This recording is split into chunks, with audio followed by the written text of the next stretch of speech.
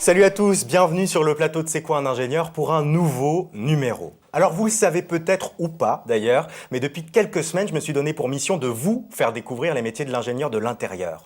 Ce que l'on y fait concrètement, ce à quoi ressemblent les études et le quotidien des diplômés, bref, toutes les questions que vous vous posez peut-être sur les débouchés des écoles d'ingénieurs.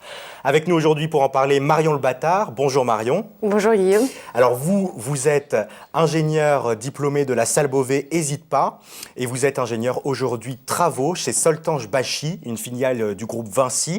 Est-ce que vous pouvez nous expliquer en quoi consiste votre métier ? Donc Soltange Bachy est une filiale de Vinci, c'est un leader en fondation spéciale. Moi j'ai commencé comme ingénieur sur les chantiers. En gros l'ingénieur sur les chantiers il réalise différents projets, de la préparation jusqu'à la réalisation sur site, avec tous les enjeux qui sont humains, planning, technique, évidemment la gestion des aléas et des aspects financiers. Et après, je suis passée dans plusieurs filiales et je suis passée 5 ans sur une filiale pour... je m'occupais de l'ensemble du personnel et de l'aspect opérationnel. Donc, il y avait environ 80 personnes de chantier et j'étais en direct donc, avec tous les ingénieurs pour gérer les différents chantiers qui étaient sur toute la France et donc avec, pareil, des aléas techniques, des aléas planning et de la gestion du personnel beaucoup. Alors vous êtes avant tout diplômé, je le disais, de la Salle Beauvais, hésite pas, dans une spécialité plutôt géologie et sciences de la Terre. Qu'est-ce qui vous a poussé, après le bac, à rejoindre une école dans cette spécialité-là ? Depuis la seconde, j'étais passionnée de géologie c'est surtout une professeure qui m'a fait beaucoup aimer la géologie, que j'ai eue pendant les 3 années. Et donc, ça m'a motivée pour continuer dans cette branche-là. Et je voulais pouvoir être assez cadrée et ne pas faire la fac plutôt, qui était pour moi... je voulais garder le côté école et famille surtout, et que j'ai trouvé dans cette école-là. Alors, question un peu enfantine, mais est-ce qu'il faut être bon en maths pour devenir ingénieur en géologie ? Alors, pour ma part, non. J'ai eu 6 en maths au bac, donc je suis un bon exemple. 7.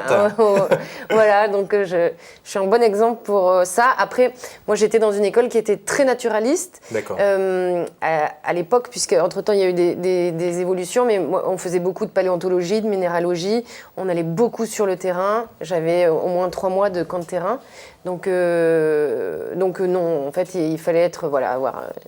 Un peu la fibre plutôt naturaliste voilà. que mathématique. Alors, vous nous avez amené 2 objets qui représentent votre quotidien, votre casque de chantier et puis votre to-do list où vous notez vraiment tout sur votre planning. Est-ce que vous pouvez nous dire du coup à quoi ressemble votre quotidien avec ces objets et puis plus généralement ?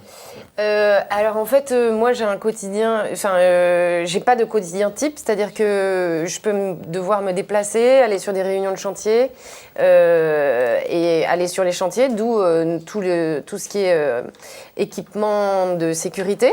Et donc ça, c'est toujours dans la voiture et c'est toujours prêt à être dégainé. Exactement.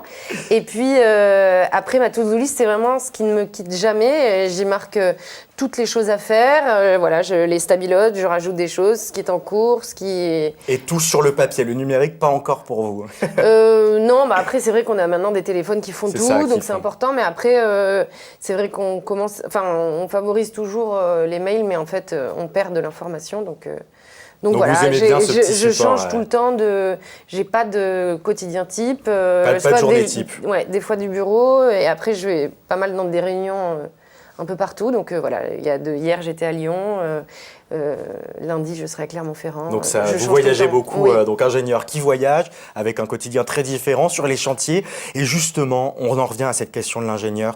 Qu'est-ce qui, d'après vous, fait de vous une ingénieure ? Est-ce que c'est un regard que vous reportez sur les missions que vous menez, une façon de penser, d'agir, de décider ? Qu'est-ce qui fait qu'aujourd'hui, vous pouvez dire « je suis une ingénieure » ? Moi, je crois que c'est surtout une question de façon de penser. En fait, je pense que ce qu'on a appris à l'école, c'est surtout de structurer sa pensée, comment analyser ce qui arrive, les aléas ou les techniques à adapter. Et c'est savoir être... optimiser, s'adapter aux situations et puis surtout s'adapter. C'est ça. Alors, On a une vision en tout cas des métiers de chantier qui sont des métiers très masculins. Pourtant, il y a une certaine forme de mixité qui tend à s'installer et vous en êtes la preuve vivante. Quel regard vous portez là-dessus, sur la féminisation de ces professions ? Alors, ce qui est important, donc un bon regard évidemment. Pour l'instant encore, c'est pas que c'est pas assez, mais c'est vrai que ce qui est important, c'est surtout le côté mixité. Il faut pas que ça devienne un métier que de femmes et puis ou un métier que d'hommes. Hein. Évidemment, c'est la mixité qui fait évoluer et augmente la productivité. Après, je pense que ce sur quoi il faut évoluer, c'est surtout comment adapter le mode de vie à nos modes de travaux. C'est vrai que nous, sur les chantiers et dans les travaux publics, ça demande beaucoup d'implication personnelle. Les chantiers, ça démarre très tôt.